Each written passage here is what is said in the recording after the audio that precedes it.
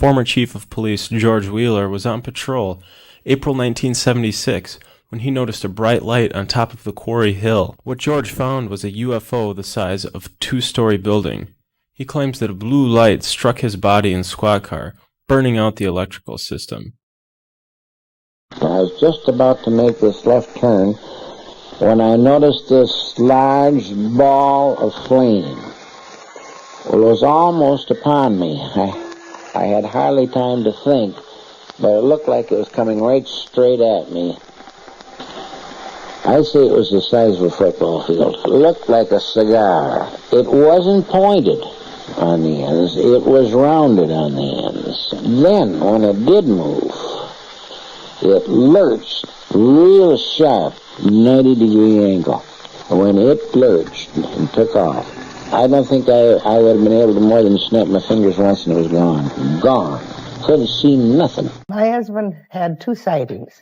The first one he saw, he was patrolling on the outside, on the outskirts of Elmwood, and he saw this huge object coming towards him. He said he described it as a cigar-shaped thing, but he said had you been looking down from above, it would have looked more like a saucer. Okay. We have a sketch of that. Why don't we show Doris's husband, the patrolman's sighting? What else, Doris? Then he said that the thought occurred to him that what it possibly was a big airplane that was going to crash in Elmwood. He jumped out of the police car and dove in the ditch. And it passed over him without any sound of any kind at all. There was no sound connected with it. The second sighting was that I should explain first, I suppose, that Elmwood is a little town that's built in a valley. And he was down below, and he looked up on top of one of the hills. It's surrounded by hills. And he saw this bright light, and he thought it was a fire. So he drove to the top of the hill, and when he got up there, I have a scanner in my home, and I heard him exclaim, "My God, it's another UFO." Then I heard nothing more, and of course it frightened me. I got out of bed, went up to the top of the hill. When I got up there, there was one other car there, and he was leaning against the car. He was very dazed, and one of the things we discovered afterwards, they could not start the police car again. They had just had new points and plugs put in it, and they were completely burnt out. I took him in my car down to see our local doctor, Frank Springer, and he went to the hospital. He was there for 2 weeks. They had brain scans. They had everything. There was nothing the matter with him, except our doctor said there's something there that had to frighten him. He could not have bluffed this. This took place on April 22nd, 1976 in Elmwood, Wisconsin. This is a tiny little town, but this encounter turned out not to be a one-off.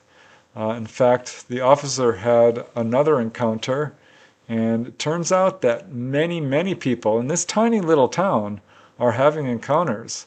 There's something about it, and I think I might know what it is, because there's some talk about why ETs are drawn to this town in particular. But it certainly, as I said, put this town on the map in a big way.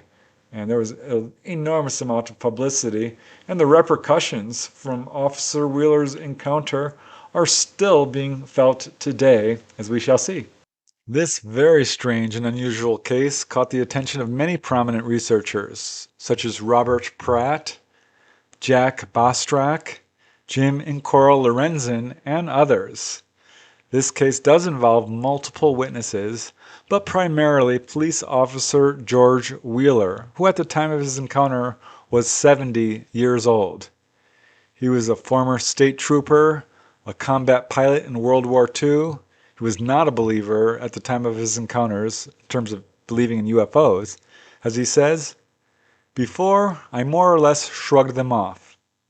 Of course, this all changed on the evening of April 6, 1975, and George at the time was working as a relief police officer, and he was on patrol just north of this very small town of Elmwood, Wisconsin, which then had a population of about 730 people. It's still a really small town, actually. But suddenly he saw what looked like a huge airplane in distress, which was coming over a hill to the northeast and pretty much heading right towards him. He immediately stopped his car and watched, and it became clear to him that it was coming directly towards him, so he exited his car and dove into a nearby ditch. And he expected to hear the roar of jet engines as this object passed over him, but instead, there was just complete silence. And this object, instead of being a plane, had the appearance of a fiery, sort of cigar-shaped object with rounded ends. He estimates it was no higher than 1,500 feet and huge, about the size of a football field. And it moved over him and off into the distance. Now, he wasn't really thinking UFOs at this point. It was too shocking. He was wondering if it might be a 747 or another large aircraft about to crash or in the process of crashing. So he got back into his cruiser and drove in the direction that this object had disappeared. And moments later he came upon it. But this object was not crashing. It was now hovering, motionless, apparently in full control, just sitting there in the sky. But no sooner did he watch this when it suddenly accelerated at, he says, tremendous speeds, making 90-degree turns without slowing. And it took off to the west. As he says, I snapped my fingers and it was gone. Couldn't see nothing.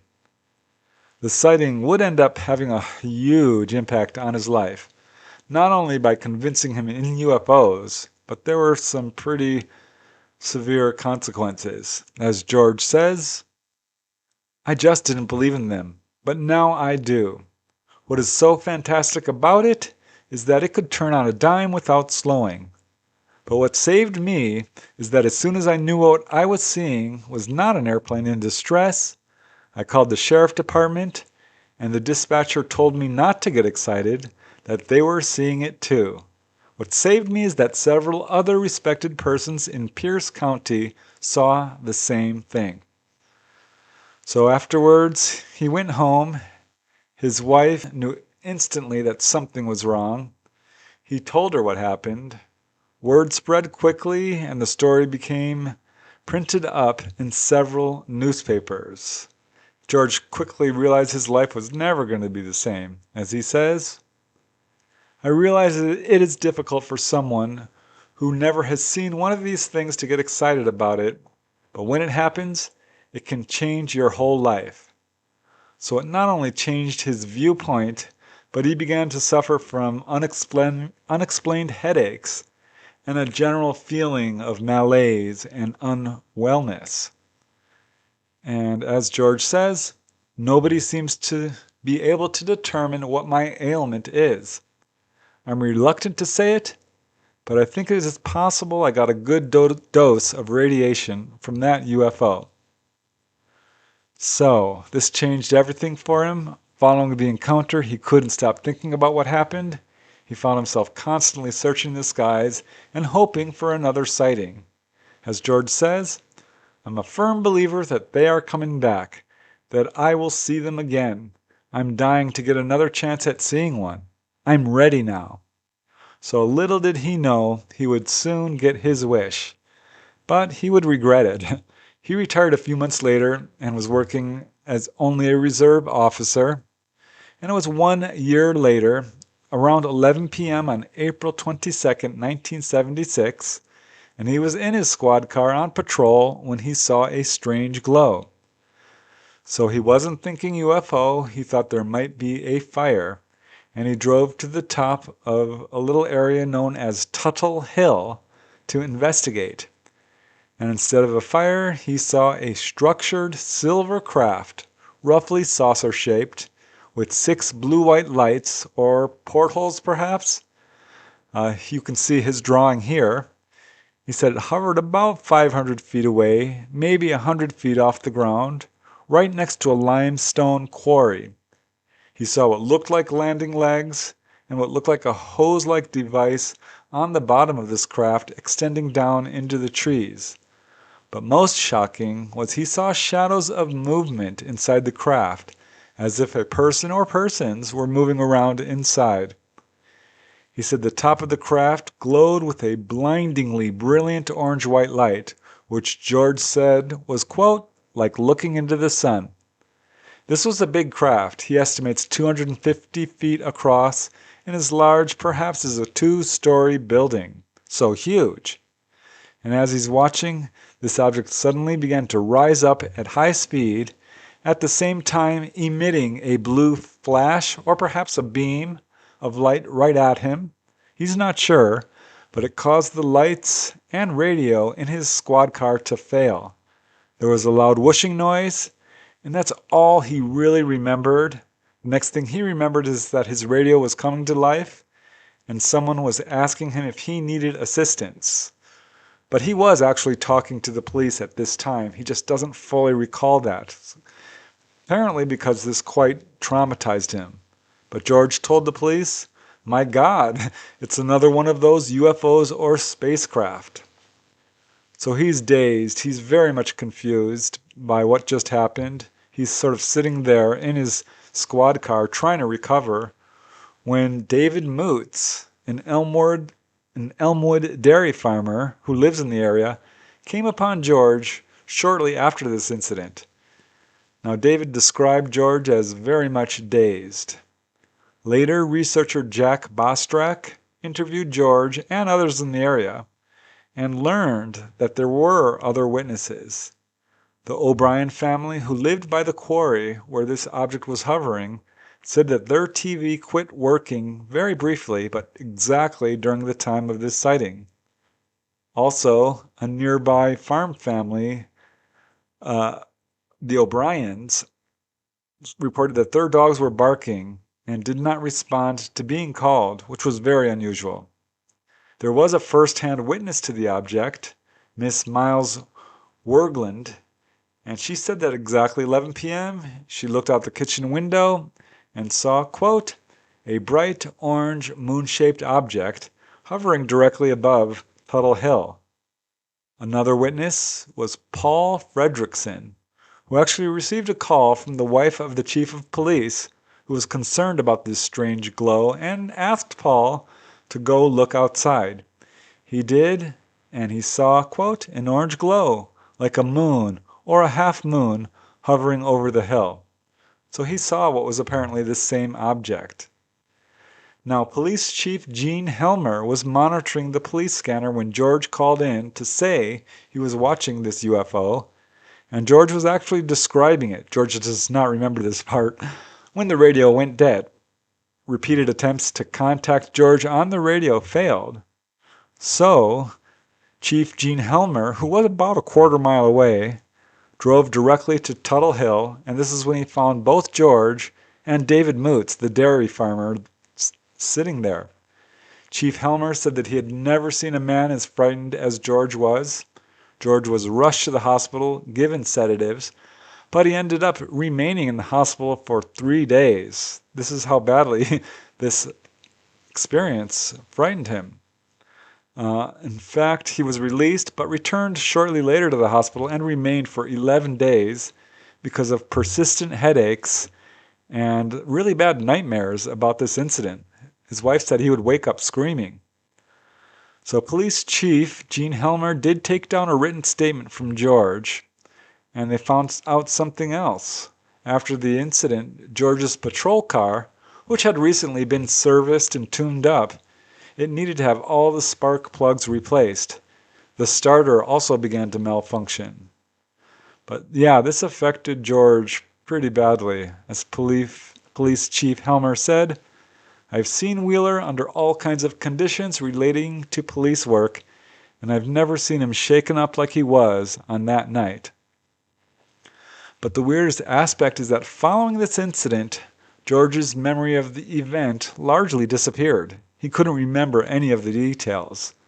But, in further support of his encounter, however, was that others were reporting sightings both before and after George's encounter.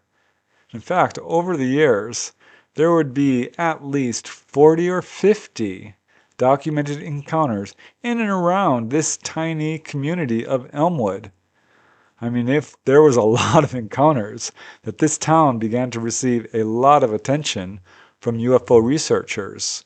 This had big consequences. The town eventually organized an annual UFO festival, which is apparently still being held to this day each July. They also tried to fund and build a UFO landing pad. That never materialized. But yeah, this town of Elmwood has now become very famous as a UFO hotspot. There is a little sign commemorating George Wheeler's encounter. Poor George Wheeler, he's not happy about it. He takes a pretty dim view because he did become ill following his encounters. And he later told reporters, "I don't know what I saw, but all I know is that I don't want that experience repeated ever again." A sad end note is that he did pass away about 6 months after his second encounter. Again, he was 70 years old. But yeah, the city of Elmwood has embraced the UFO subject and now holds these annual UFO festivals. So how about that? Makes you want to move to this little town of Elmwood, Wisconsin, doesn't it? I certainly would like to visit. It's very interesting because these events had such a profound impact on this tiny little community that they have this annual UFO festival. That there's a sign, a little memorial plaque put up commemorating this encounter. I mean, 40, 50 encounters in this one small town. That's no joke. Something is clearly going on there. So maybe it is this electromagnetic, electrical station that they're drawing electricity, and that's what's drawing these craft. There's a quarry there as well. We have seen a lot of cases of UFOs hovering over mines and quarries and places of geological interest. I don't know. I honestly think when one person comes forward with their encounter, it encourages others to, and there can be a snowball effect that makes an area look like it's a hotspot when really all over the world people are being visited, encounters are happening, but they just slide under the radar because most people aren't talking about it. The fact that this witness was a police officer and went public, and that there were other people who saw what he was seeing, lends a lot of credibility to his account. And when you combine that with the physiological effects and the electromagnetic effects and so forth, well, it's undeniable.